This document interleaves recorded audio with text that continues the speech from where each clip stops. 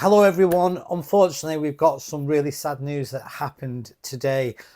The former boxer, world champion boxer, Ricky Hatton has passed away, and it is a shock to anyone who is a fan, or from Manchester especially, or anyone who supports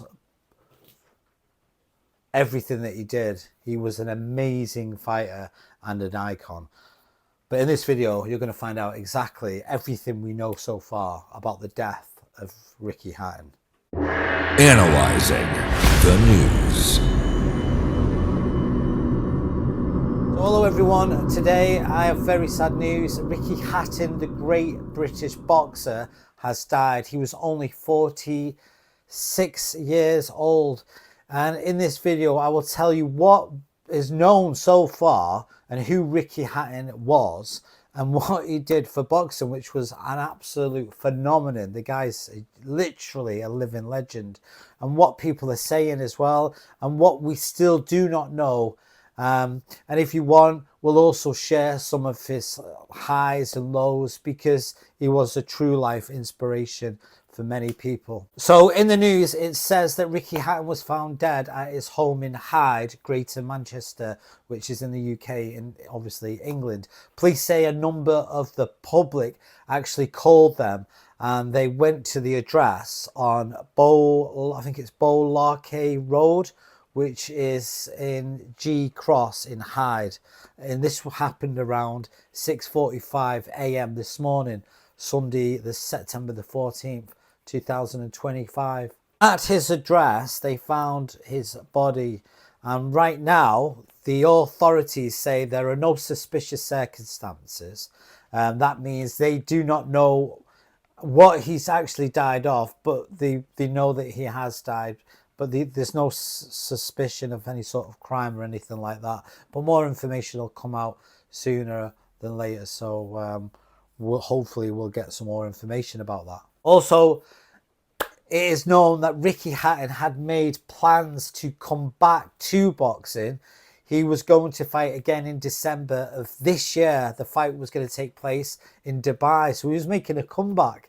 And the opponent was Elsa Aldar, which everybody was looking forward to. It was going to be a great fight. For a minute, let's just talk about who Ricky Hatton was. If you don't know, Ricky Hatton's full name was Richard John Hatton. He was born in Stockport, England on the 6th of October 1978.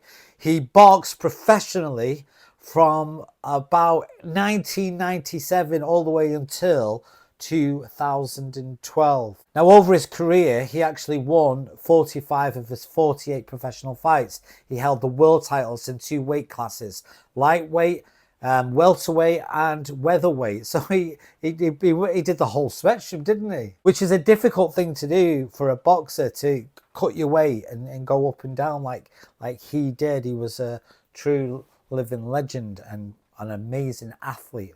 Some of his biggest fights that people remember are beating Kostya Tszyu. I can never pronounce the name, so I do apologise.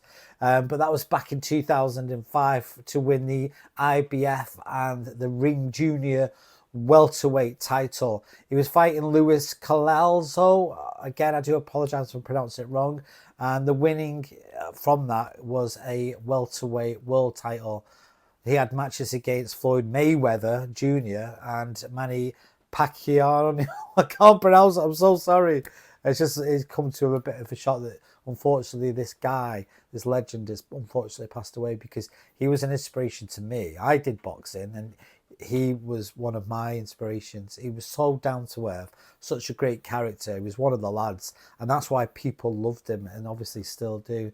He was a massive name, a big name in boxing. Even though we lost those fights, they were huge moments. And what tends to happen with people like Ricky Hatton, his fan base never left him. Even if he lost the fight, they would still be there, because he had that way about him. He was a proper down-to-earth, one of us type of bloke, and he never lost his roots.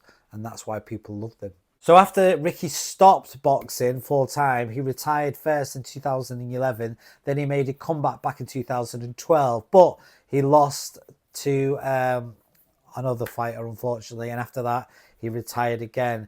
He also took part in exhibition fights. That means a fight mostly for show, but it's not official. But again, he suffered from mental health, Ricky did, and he talked about it a lot in the public. He wasn't shying away from it, and it's a great thing that people like that who are in the limelight, they actually come out and say, listen, I'm not well. It was the same with Tyson Fury, Mike Tyson. They've all got some sort of trauma or mental health, but what they do, this is what makes them great people. They haven't got an ego about it. What they do, they talk about it and they share it and they say, listen, if you're going through sort of the same thing, listen, it happens to the best of us. And that's what he was, Ricky. He didn't shy away from how he was feeling inside, which is a testament to what type of character he was and how brave he was. Ricky was also inducted into the International Boxing Hall of Fame in 2024. His nickname was the Hitman Hatton because if he hit you, mate, you ain't getting up. He was only little, but he could bloody fight. And an amazing speed fighter he was. If we look at Ricky Hatton's life from out of the ring, while Hatton had big, huge successes, he also had hard times, which we went through before. He had problems with depression, but again, he spoke openly about that. He also struggled with alcohol abuse. In recent months, he was part of a campaign about mental health, urging people who feel suicidal to reach out and get help. He shared that there were times he thought of ending his life, but again, he shone a light on it and tried to talk to the public and make them aware that we all struggle in life, we all have anxiety, but we can deal with it. There's help out there. And again, by him doing that, even though he was depressed, and when you're depressed, you don't want to do anything.